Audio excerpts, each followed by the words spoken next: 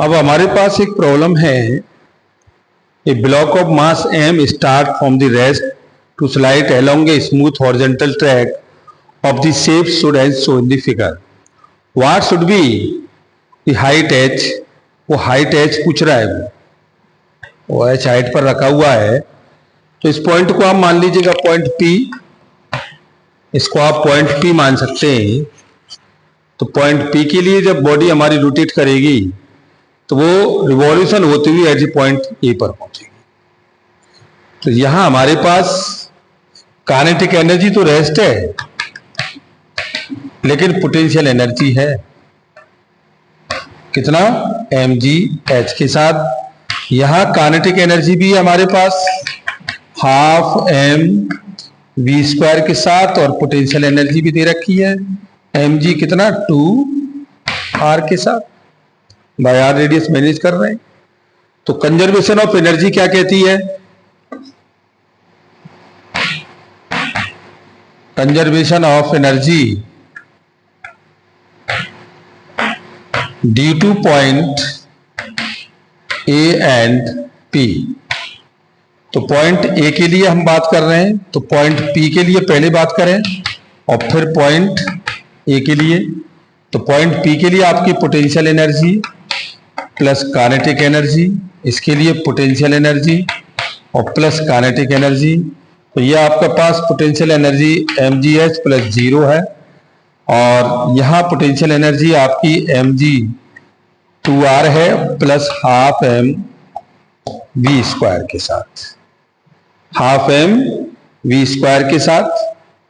तो यहाँ से हम देख रहे हैं कि मास कैंसिल आउट हो गया, तो ये वैल्यू हो गई mgh इक्वल टू, और ये 2mgr प्लस 1/2 और ये v²। तो gh equal to 2gr plus 1/2 v का स्क्वायर, तो ये हो गया 2gh और ये 4gr प्लस v² के साथ। तो हमें पहला कैलकुलेशन मिला 2gh इक्वल टू कितने के साथ, तो आप निकाल सकते हो। अब ये कह रहा है कि बॉडी हमारी रिवॉल्व करती है, बॉडी हमारी रिवॉल्व करती है कितना, ये इस पॉइंट से यहां तक जाएगी, तो ये आपकी हो जाएगी कितनी, force mg plus n is equal to mv² upon r के साथ। भाई mg plus n is equal to mv² upon r के साथ।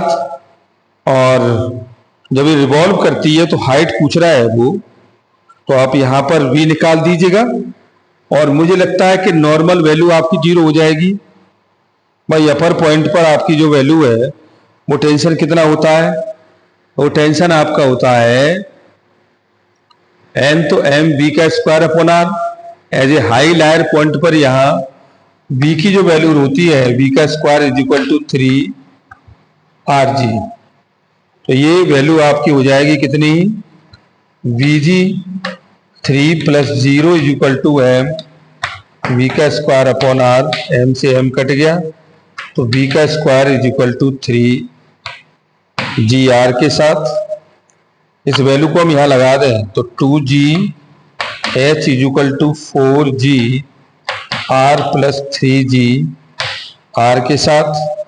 तो ये वैल्यू हो गई आपकी 2gh is equal to 7gr, g से g कट कैंसिल हो गया, h is equal to 7/2 into r के साथ।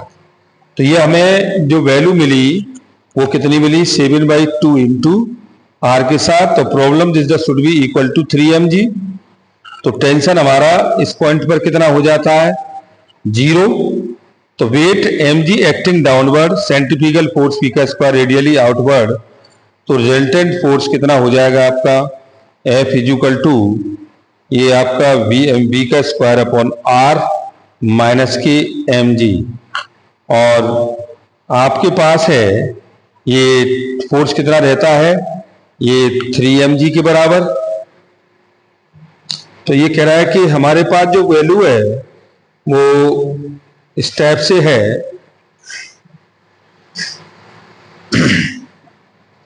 ये 3mg is equal to M V का स्क्वायर अपॉन आर माइनस के mg, तो ये 4mg और r is equal to M B का स्क्वायर, इससे कैंसिल हो गया, b का square is equal to 4gr, तो ये कितना हो गया, तो 2gh is equal to 4gr plus 4gr, और ये आपका आ गया 2g से g कैंसिल हो गया, 2h is equal to 8r, और इससे ये 4 टाइम्स, तो h इज इक्वल टू कितना आ गया, ये 4r।